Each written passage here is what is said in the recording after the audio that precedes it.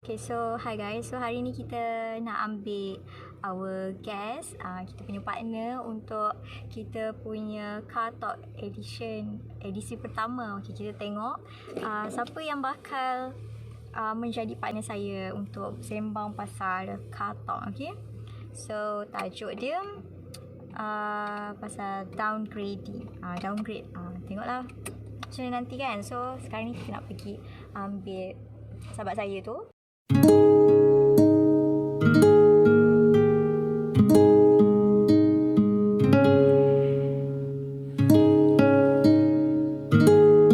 So kita punya guest dah sampai ya. So inilah guest kita hari ini. Ya, itu dia. Assalamualaikum.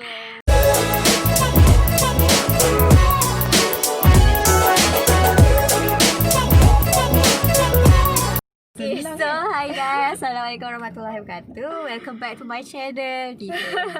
So kita ada our guest kita, itu Ain, sahabat saya. Hai. Dekat Muar, tiba-tiba dekat Muar. Okay, so hari ni kita nak sembang santai je tentang topik downgrade. So tahu tak, sebab sekarang ni ramai sangat orang yang downgradekan orang lain. Okay, kalau bahasa pasar downgrade lah tiba kan. Orang kampung saya panggil downgrade. Orang Melayu panggil macam merendah-rendahkan orang lain. Contoh dia dah ada kekayaan kan, lepas tu dia pandang rendah dekat orang miskin. Macam tu lah. In term of downgrade ni, dia besar skop dia. Boleh jadi kepada orang yang bekerja dan tidak bekerja, orang kaya dan miskin, student and life. Basically pasal life lah. So Ain, tanya sikit lah tentang apa sebenarnya yang Ain faham kan tentang downgrade ni. Benda yang sihat ke tak sihat? Tak sihat. Okay, basically lah downgrade ni, for me lah, bagi Ain, downgrade ni dia satu benda yang human behaviour. Dia satu perangai orang kata perangai orang yang suka nak membanding-bandingkan kehidupan orang lain tu. Dia kalau membanding-bandingkan in terms of pelajaran, macam persaingan pelajaran, benda yang positif, benda yang sehat, dan that's good. Tapi kalau benda yang kita nak bandingkan akan menjatuhkan seseorang tu, maka tak bagus lah. Maksudnya downgrade yang tak sehat. Ada yang downgrade tak sehat. Macam tu lah. Nak katanya downgrade ni, kan, contoh kalau orang tu dah tak buat apa yang kita buat. Contoh orang tu dah berjaya dalam bisnes dia, tapi dia pandang orang lain yang tak buat bisnes macam dia pandang rendah. Faham tak? Dia macam, itulah aku dah ajak buat bisnes ni, tapi kau tak nak ikut. Kau buat ni. So macam tu lah, kau tak mampu ubah hidup kau. Aku dah fokus bisnes aku dah berjaya. Kau sekarang bila lagi, jom lah ikut bisnes aku kan. Dia macam ni, tak semua orang dia punya interest, dia punya keinginan tu untuk adalah macam dia. Contoh ada orang yang mampu, yelah dia dah buat bisnes semua, yang mampu bagi parents diorang beribu-ribu setiap bulan kan. Sedangkan kita kalau tengok compare dengan hidup kita, tiba tak ada cahaya kan. Okay, sedih ke? Okay, kalau nak compare dengan hidup kita, macam mana? Yelah, kita tak mampu nak bagi sampai tahap berpuluh-puluh ribu dekat parents kita kan. Tapi apa yang kita boleh buat adalah kita syukur and kita sentiasa jaga parents kita. Macam tu. Sebab kalau kita sebenarnya, kalau kita tanya diorang pun, adakah diorang nak apa sebenarnya daripada anak-anak diorang kan? Adakah duit yang beribu-ribu setiap bulan, duit yang banyak setiap bulan? Diorang mungkin akan jawab tak. Sebab apa? Sebab quality time dengan family kan. Quality time dengan family, kita spend masa kita dengan diorang, kita doakan diorang, and kita bantu diorang kat rumah. Tu pun dikira sebagai apa tu? Nak katanya baguslah untuk anak-anak. So tak sepatutnya kita downgrade kat orang yang tak ada kerja dengan orang yang dah berjaya dalam apa-apa yang dia buat. In term of life pun macam tu. Macam yang Ain cakap tadi kan. Macam Ain Hakikat kebahagiaan. Hakikat macam betul tadi, macam Najwa kata, hakikat dia, definisi kebahagiaan seseorang tu berbeza. Begitu juga definisi kejayaan orang juga berbeza. Ada orang sebab setiap manusia, setiap orang dia akan ada matlamat and goal dia sendiri. Ada orang dia kerja sebagai contoh dia kerja sebagai golongan yang profesional, lawyer, cikgu, doktor and what not. Diorang rasa yes, itu definisi kejayaan untuk diorang. Tapi ada orang pula rasa once dia kerjalah apa pun asalkan halal, itulah definisi kejayaan untuk diorang. Jadi dia dikira berjaya. So sebenarnya setiap orang tu berbeza. Jadi terpulang. Sebab itulah kita tak boleh nak downgrade and make a comparison to others. Sebab hakikatnya berbeza. Apa yang kita boleh buat adalah kita support. Kita support and kita bersyukur dengan apa yang kita ada dan apa yang orang lain tak ada. Apa yang orang lain ada dan apa yang kita tak ada. Make a self improvement, bukannya self downgrade to others. Betul. Kita kena bersyukur lah. Allah pun dia cakap kan, kalau kita bersyukur Allah akan tambah lagi. La in syakartum la azidannakum. Seandainya kamu bersyukur, Allah bagi lagi tambahan. Tapi seandainya sebaliknya, inna azab bila syadid. Kemukaan Allah tu bersama dengan kita kan. Okay. Sebab tu kena sentiasa bersyukur and jangan pandang rendah ke orang lain tau.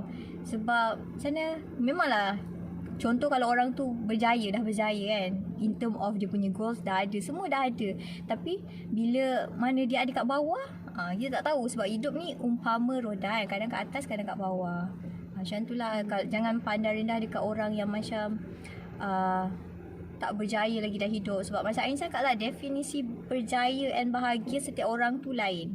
Ada orang dia dapat beli aiskrim hari ni pun dia anggap berjaya dah. Bahagia. Berjaya pula. Bahagia. Macam tu lah definisi dia. So jangan pandang rendah dekat orang lain. Jangan downgradekan orang sesuka hati. Jangan herdik lah. Sebab kita tak tahu what can happen in our future kan. Tak tahu kita punya future macam mana. So kita doakan je lah orang. Betul. Okay, kalau macam Wak kan, kalau it's happen on Wak punya life, apa yang Wak akan buat towards that person? Bukanlah dalam bahasa yang kasarnya kita nak balas dendam kan. Tapi macam mana reaction diri Wak sendiri terhadap orang yang downgrade kau Wak? Apa yang Wak akan buat? Dia macam ni lah. Dia tak tahu apa yang kita lalui tau. So apa yang kita boleh buat adalah kita balas dengan senyuman dia. Kita balas dengan senyuman and kita boleh cakap kat, bukan kalau kita tak mampu nak cakap kat orang tu, kita cakap kat diri sendiri. Tak, kita bersyukur dengan apa yang kita ada and kita akan berjaya dah. Akan berjaya satu hari nanti sebab life kita based on Allah, based on rezeki. Allah dah bagi, Allah dah tetapkan dah dalam hidup kita macam mana. Sebab ada je orang yang definisi bahagia dia dan berjaya dia dah ada segalanya. Tapi dia cakap, why? Kenapa hidup dia hamba? Ni apa yang Wah dengar semalam Ustazah Hafizah Musa kan. Dia cakap, kenapa hidup kita sebenarnya hamba? Kenapa Ain? Kenapa hidup kita hamba sedangkan kita dah ada dah macam-macam? Sebab kita tak faham hakikat kita diciptakan. Betul. Ustazah cakap macam tu. Sebab kita tak tahu apa tujuan kita hidup. And sebab ada satu ni, dia sangat terkesan Ustazah cakap, kenapa hidup kita hamba? Sebab kita tak lazimi taubat. InsyaAllah. Sebab kita tak lazimi taubat kan. Sebab ada orang, dia contoh dia memang selaru sangat dalam hidup. Dia tak tahu nak buat apa. Dia habiskan masa dengan benda yang sia-sia, macam tengok media sosial yang terlalu lama and buat kerja itu ini. Tapi dia still tak ada ketenangan dalam hati.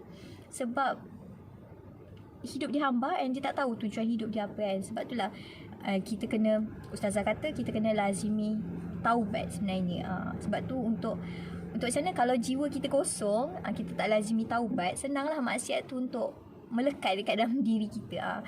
Sebab bukan nak cakap diri tu baik tau. Tapi tengokkan zaman sekarang, orang jauh. Faham ke? Jauh dari? Jauh lah, bukan jauh. Mungkin jauh sebab COVID. Jauh sebab COVID tu satu. Macam jauh lah. Hakikat kita adalah manusia yang bertuhan. Kita ada Tuhan, kita ada Allah kan. Tapi life dia macam mana? Sebab tu kita kena improve kita punya hidup tu, life. Tiba dah cakap pasal life kan, daripada downgrade. Still in topic. Macam tu lah. Betul. Timbalan mudi kat pondok tu. Sesebuah pondok tu, ustaz tu pernah cakap sebelum ni kan, dia introduce diri dia kan. Sebab kan bila kita ngaji ni majlis taklim, kita kena kenal lah dengan siapa kita mengaji, dengan siapa yang menyampaikan ilmu tu kan. Orang kata tak kenal maka tak aruf kan, tak kenal maka tak cinta kan. Jadi sebelum kita nak menerima ilmu tu, kita kena kenal guru kita siapa kan. Jadi waktu ustaz introduce diri dia, dia bercakap dia lulusan master atau degree in engineering. Kita terkejut lah, set pondok kan, tapi ada orang kata ada qualification sampai tahap tu. Kita pelik lah. Lepas tu tak pun cerita kehidupan dia sebelum dia masuk pondok adalah dia sangat berjaya. Gaji dia dah masuk kepada 5 angka macam tu. Berjaya sangat, tapi berjaya sangatlah. Apa yang dia nak dia dapat. Apa yang dia nak dia dapat. Apa yang dia nak beli dia pun dia dapat. Semua benda dia dapat. Tapi hari-hari dia akan balik setiap hari malam. Pergi pagi balik malam. Keluar gelap, pagi gelap balik gelap orang kata kan. Sampailah one day dia terfikir, apa sebenarnya yang aku nak kat dunia ni? Hakikat now aku dah ada dah semuanya. Kereta aku dah ada, rumah aku dah ada, dah kahwin dan semua dia dah dapat. Tapi satu benda je yang tak dapat. Dia rasa hati dia kosong. Dia tak rasa lah apa yang sepatutnya dia rasa, kebahagiaan dan ketenangan hidup tu. Apa yang patut aku buat? Dan akhirnya dia temui semua tu bila yang dia masuk pondok dan dia mula untuk mengejar akhirat. Kita selalu dengar kan, kita selalu dengar, kita kejar akhirat, dunia akan kejar kita. Kalau kita kejar dunia, akhirat takkan kejar kita. Macam tu. So kesimpulan lah, dah masuk kesimpulan. So kesimpulannya, jangan pernah kita pandang rendah kat orang lain, and kita bersyukur dengan apa yang kita ada. Lepas tu itulah, jangan pernah sangka buruk lah kat orang. Jangan pernah rendahkan, jangan pernah sangka buruk, and jangan pernah dengki, dan jangan pernah compare hidup kita dengan orang lain. Kalau benda tu berlaku, satu je, kita kena ingat lah, macam tadi Hanwar kata, hakikat hidup kita bertuhan. Kita ada Allah, kita ada Sang Pencipta yang menciptakan kita, kita ada iman. Have a faith on Allah SWT, dan jalanilah hidup ni dengan sesungguhnya. Macam kata-kata Imam Ghazali kan, satu perkara yang kamu tak akan dapat capai dalam dunia ni sampai bila-bila pun, iaitu redha manusia. Redha manusia kamu tak akan capai. Sebab manusia ni memang sifatnya tak maksum kan, dengan sifat-sifat manusianya, kelemahannya kan, yang sentiasa akan ada iri hati kan, ada negatif dan positif dia. Jadi takkan kamu dapat. Tapi satu tujuan yang kamu akan dapat selamanya, insya-Allah kalau kamu cari, iaitu redha Allah. Redha Allah, insya-Allah. InsyaAllah kamu akan dapat. Jadi kejarlah redha Allah berbanding kita kejar redha manusia. Selalu kita nak buat sesuatu tu dengan apa orang akan kata. Itu favorite words kan. Apa orang akan kata kalau aku buat ni? Apa orang akan kata kalau aku buat ni? Sedangkan sepatutnya kita kena mindset, reset balik mind kita. Apa Allah akan kata kalau aku buat ni? Apa Allah akan kata kalau aku pakai macam ni? That's the best words yang sepatutnya keluar daripada mind words daripada mulut kita, and action from kita punya mind. Gitu. So itu saja yang kita orang nak kongsikan pada hari ini. Semoga bermanfaat. Semoga bermanfaat. Jangan lupa like, share dan subscribe. So terima kasih kepada Ain yang sudi join kita punya Car Talk. Episod pertama tiba. Setelah sembang, moga bermanfaat. So bye.